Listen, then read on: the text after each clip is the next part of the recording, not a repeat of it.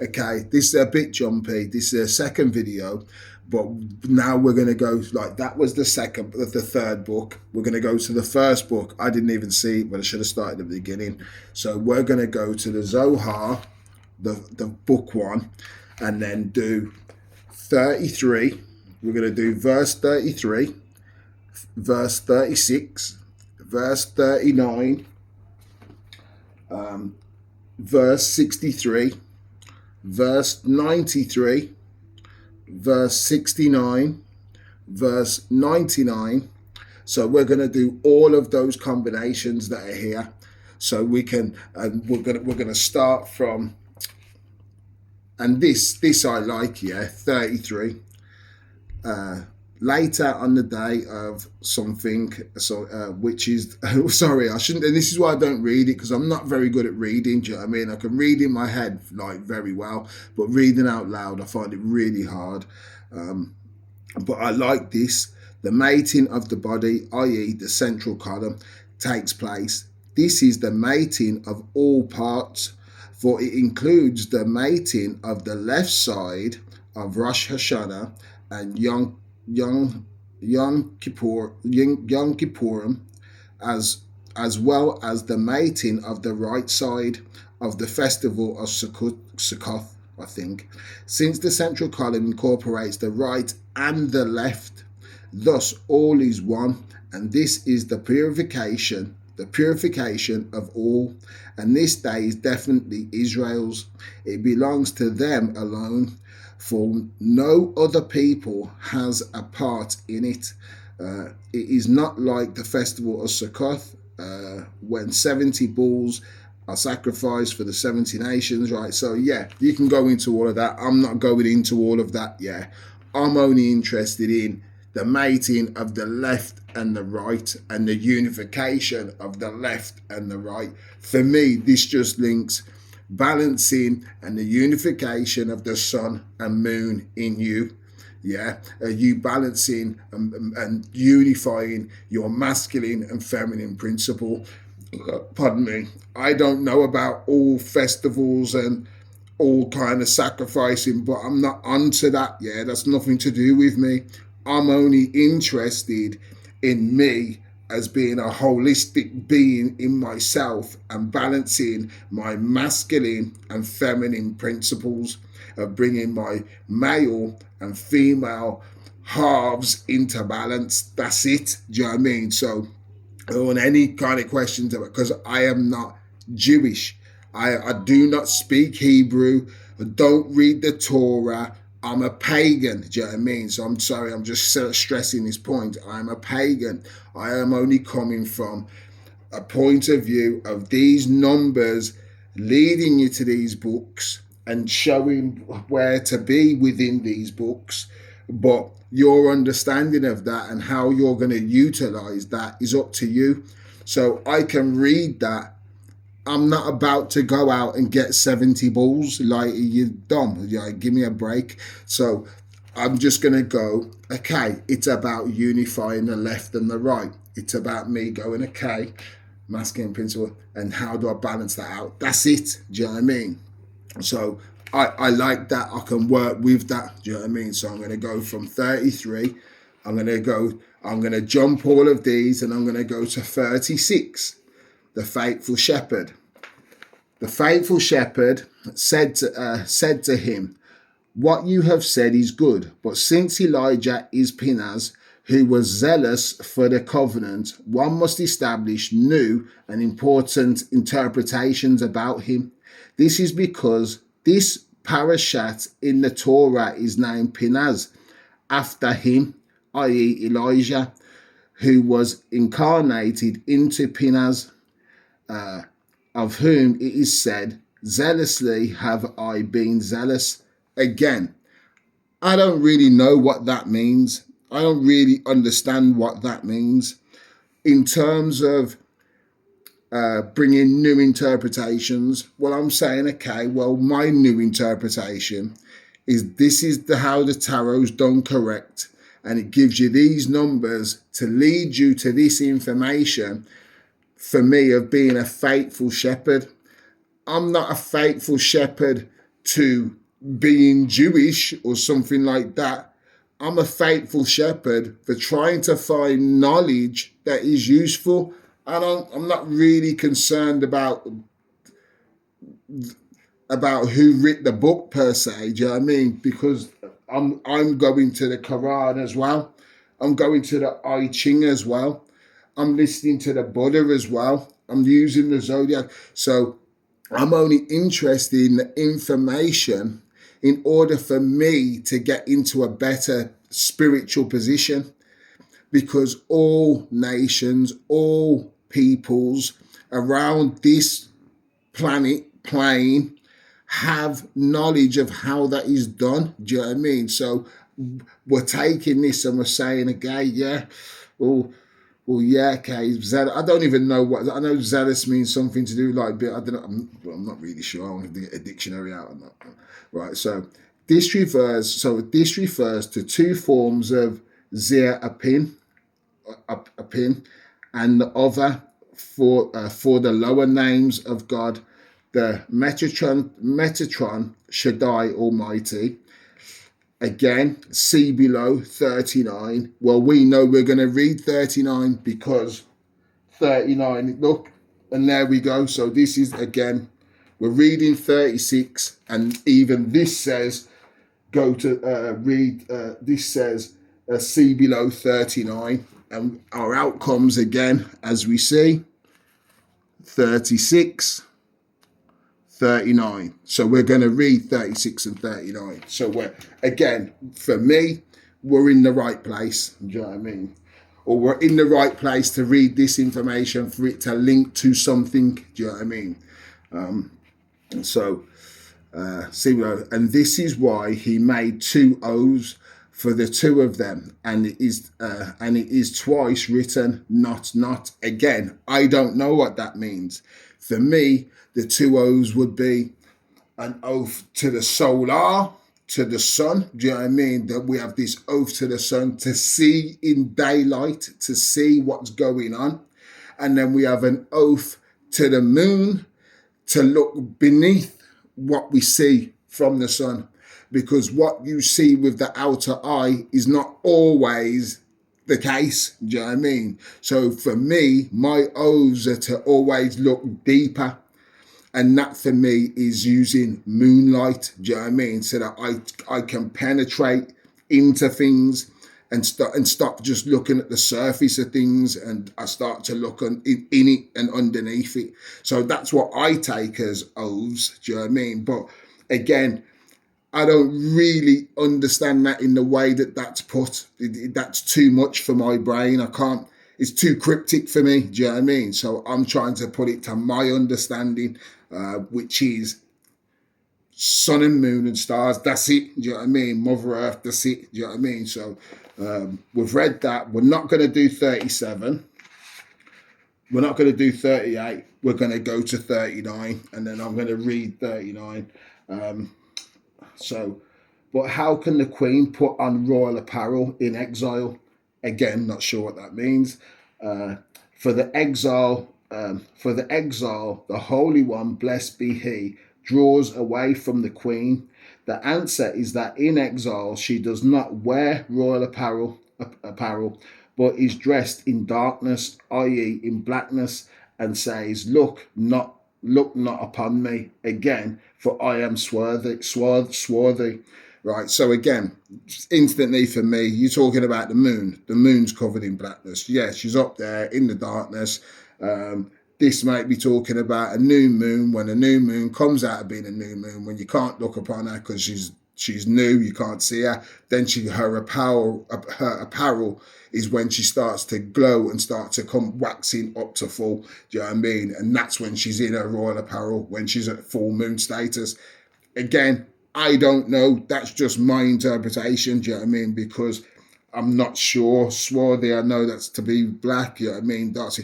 Is that the new moon? That's when it's black. So, Song of Songs. On the contrary, the rainbow that is viewed in the exile, in none other than the angel Metatron, who is called Shaddai Almighty, and he is the servant of Zerubbabel, the elder of his house, who ruled over all that he had.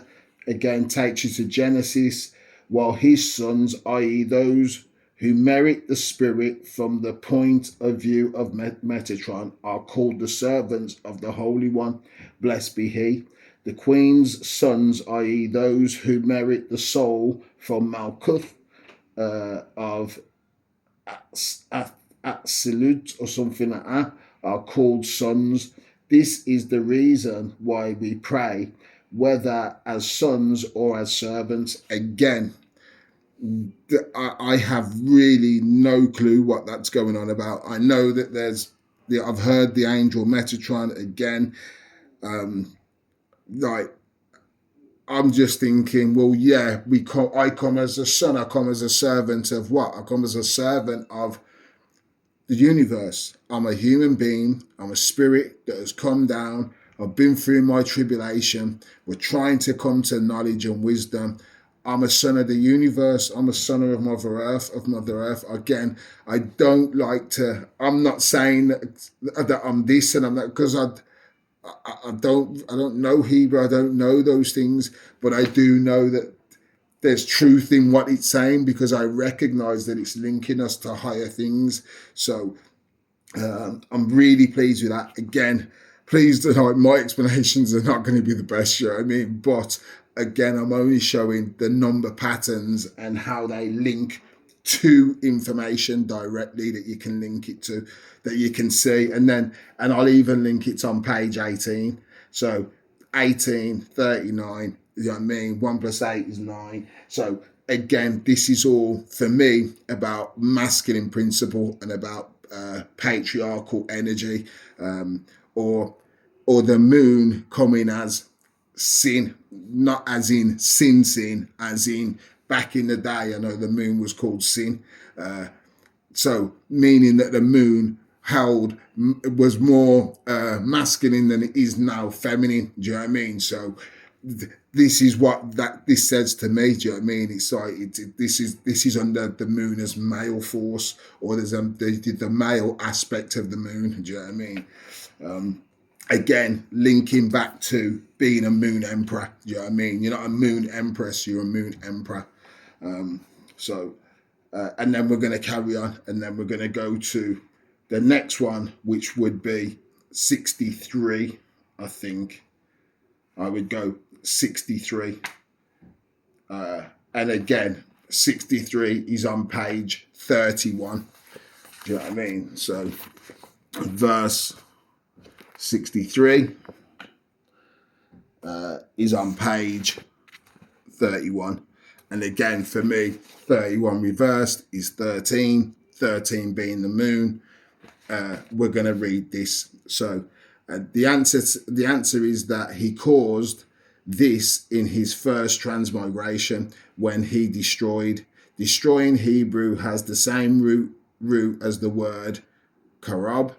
The link between the yod, which is binah, and the letters kaf, zir, pin, and bet it's something, and yeah, something again spelled, yeah, again, sorry, I don't want to go into it. I do not have a clue what that means. Like, these words are too much for me. Again, I would say, for me and my understanding, is destroying the blockages. You know what I mean? Because you've got to release the spirit. So you've got to make your connection to the sun and your connection to the moon, and you've got to destroy the blockages that stop you from doing that. Again, for me, that's a process of doing the grounding and doing the meditations under moonlight, under sunlight, and under stars. So again, I encourage you to read this, because I don't understand all of these different words. I don't. Do you know what I mean? So I would read 63, and then I'm going to say, is there a 69? We can go to 69. What does it say in the above mentioned verse? I don't want to, again, the heart of man. and which means the heart of man would be suffocated. Again, from my understanding, we have to ground the energies, then bring the energies up through the heart. The heart has to be stilled. Do you know what I mean? It has to be stilled. It has to be made like steel, pliable, movable, but very like it ain't gonna break. Do you know what I mean? And that takes me back to what I was saying the other day. Yeah, this is grounded and heart work, chakra work. Again, sorry, I don't know what these words mean. I'm just trying to put it into my understanding of like, yeah, well, yeah, you've got to come through the heart. The heart is the doorway. This is all about love. We've had more than enough division, separation. This, my God's better than your God. This, you're wrong. He's wrong. This guy's right. You know what I mean? We've got more than enough of that. No, we're trying to come through the heart and we see all men as equal. Do you know what I mean? All knowledge as useful. I don't care where it's. Is it useful? If it's not useful, like I don't need to know it. Do you know what I mean? Like you can you can know loads of stuff that's like general knowledge to know whether it's useful or not. I suppose it's one of them, innit? Do you know what I mean? It's you can go to the pub, you can do a pub quiz and answer all the questions. Like you can and sound and be very smart. Whether all of that information and answering them questions is useful and leads towards growth in some way is up for debate, in it. Do you know what I mean? It's good to know loads of little things about stuff. Again, is it useful and does it lead to growth? Do you know what I mean? So we're only trying to lead to growth, spiritual growth and emotional growth. So again, I'd encourage you to read 69, and then we're going to go 69, and then you go. No, I've missed one because obviously 66 and 66 come up. And then again, we like 66 only because it's on page 33. Do you know what I mean? So again, that's how I do my very simple, very basic. Verse 66 is on page 33. Do you know what I mean? And we know we've got our 66 and 33. So again, this for me says this is probably a very important one for me to read because of that number connection.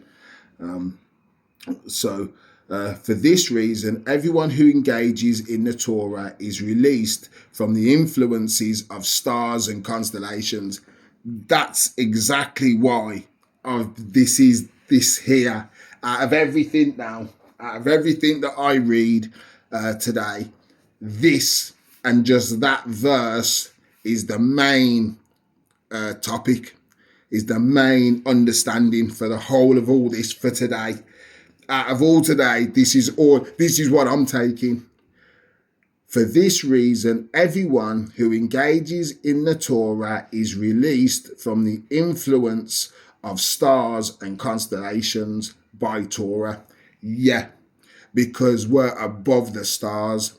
We're not under the influence of being swayed this way and that way and being unstable in our ways, because we've been doing our tarot Torah. Do you know what I mean? We've been doing it correctly and we've been grounding all of the knowledge so that we're not flimsy now. Do you know what I mean? We know that we're going in the right direction.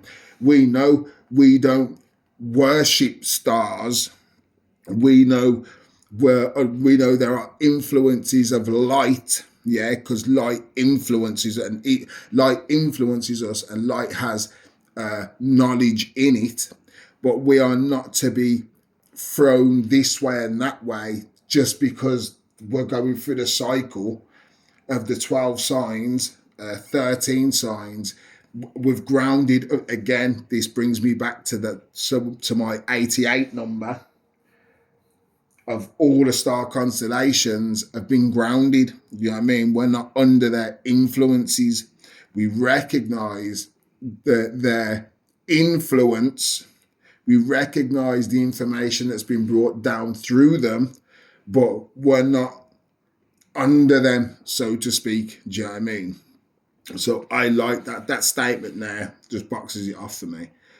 By Torah, he's here is meant keeping its commandments. If it is not his intention to keep its commandments, then he is as one who does not engage in Torah, and the stars and constellation hold sway over him. Listen, I'm saying it. I haven't even read it. I've read it, but like it's not like it stays in my head. It's there for when I read it. Once I've read it and I've got that's it. I will forget about it. Do you know what I mean? Has sway over him. This is even more true with respect to the common people who are likened to animals, about which it has been taught. Cursed be he who lies with any manner of beast. Oh my God, don't sorry. So don't I just do not stress me out, man. Right. Deuteronomy 28:21. The hold of the stars and I'm going over and constellations over them is certainly not annulled. Yeah. So obviously, if you're not doing your grounding work and you're not doing your homework, yeah, there's influences that are coming to you that you're not aware of, and you start acting out and doing things because you're not becoming aware of these higher influences that are over you. So again, for me, doing my tarot work and doing my grounding work has put this into order. We're in order now. Do you know what I mean? We're not under influences that are like where we don't know where we're going. Do you know what I mean? We know exactly where we're going.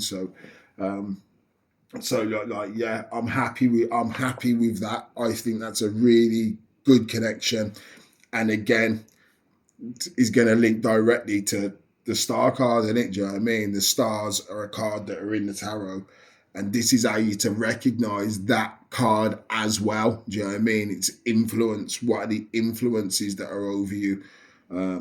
So yeah, I'm very happy with that. And then again, I'm going to read some more, and then I will come back.